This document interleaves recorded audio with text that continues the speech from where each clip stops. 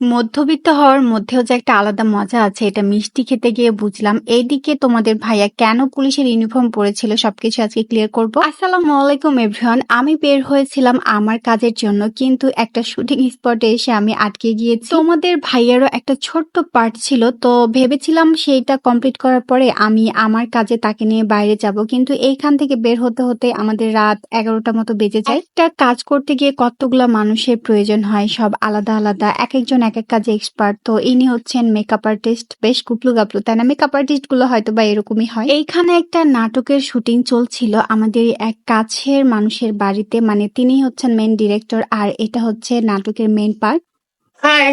নাটকের নাম হচ্ছে দুর্গামাসি আর ইনিই হচ্ছেন সেই দুর্গামাসি। অনেক কিউট তাই না? আমার তো অনেক ভালো লেগেছে তাকে, সাজুগুজু করে অনেক সুন্দর লাগছিল তাকে। আর এইটা হচ্ছে আমাদের দুলাভাই, মানে তোমাদের দুলাভাই, আমার দুলাভাই, সব দুলাভাই একসাথে। আমাদের দুলাভাই অনেক রসিক একটা মানুষ আর দুলাভাই কিন্তু অনেক ট্যালেন্টেডও। দুলাভাই যেহেতু আইনের মানুষ তাই পরিস্থিতি যাই হোক আইনের কথা বলতেই হবে। অপরাধ যে করে আর অপরাধ যে ঢেকে রাখে সমান অপরাধ।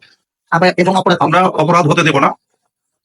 অপরাধের কোনো তথ্য পেলে অবশ্যই চলে যাবো আইন শৃঙ্খলা রক্ষা বাহিনীতে জানা। এইদিকে আমার ছানাটা তার বাবাকে দেখে অবাক হয়ে গিয়েছে। সে পুলিশকে দেখে অনেক ভয় পায়। সে যখন দেখেছে তার বাবা পুলিশের পোশাক পরে আছে সে তো অনেক ভয় পেয়ে গিয়েছে, কান্নাকাটি শুরু করে দিয়েছে। তোমাদের ভাইয়ার কাজটা সেরে আমি আমার কাজ শুরু করব ভেবেছিলাম, কিন্তু তোমাদের ভাইয়ার কাজ শেষ হতে হতেই রাত 11টা বেজে যায়, তাই আমার কাজটা হলোই না। আমরা ছবি তুলবো বলে পোস্ট দিচ্ছিলাম, এদিকে দুলো ভাই আমাদের ভিডিও করে দিয়েছে, তো ফানি। পরের দিন আবারও রান্না বান্না করে আমি আমার কাজে যেতে চেয়েছিলাম তোমাদের ভাইয়ার সাথে। তো এত বেশি প্যারায় ছিলাম যে আমি যে পেঁয়াজ ছাড়া মাংস রান্না করতে শুরু করে দিয়েছি এটা ভাবতেই পারিনি। পরে দেখলাম যে আমি মাংসের মধ্যে পেঁয়াজ দিই নাই, আবার চুলা অফ করে পেঁয়াজ কেটে মাংসে পেঁয়াজ দিলাম। বাসা থেকে যখন বের হই তোমাদের ভাইয়াকে বুঝিয়ে নিয়ে বের হই আমি বাইরে গিয়ে এটা করব, বাট বাইরে যাওয়ার পরে তোমাদের ভাইয়া অন্য একটা লুক দেয়, সবকিছু ভুলে যায়, আমার কোনো কাজই হয় না, মানে যেই কাজে বের হয় সেই কাজটাই হয় না। পরের দিন আবারও বের হলাম আমার নতুন কাজটা করার জন্য, কিন্তু তোমাদের ভাইয়া আজকেও আমার কাজটা করে দিল না। তোমাদের ভাইয়ার উপরে আমি খুবই বিরক্ত হয়ে যাচ্ছিলাম, সাথে অনেক রাগও হচ্ছিল। তোমাদের ভাইয়া তখন আমাকে বলল চলো তোমাকে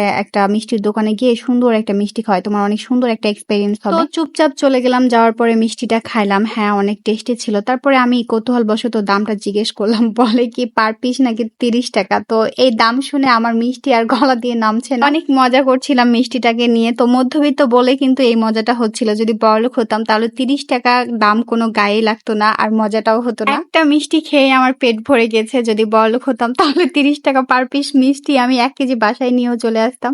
তো যাই হোক বড়লোকও হয়নি, আর বাসায় এসে দেখছি যে আমার কাজ কিচ্ছু হলো না, মেজাজটা তো আবার গরম হয়ে গেল। তো আজকের ভিডিওটা এ পর্যন্ত, কালকে আবার দেখা হয়ে যাবে নতুন একটা ভিডিওতে। সে পর্যন্ত সবাই ভালো থেকো, সবাইকে আল্লাহ হাফেজ।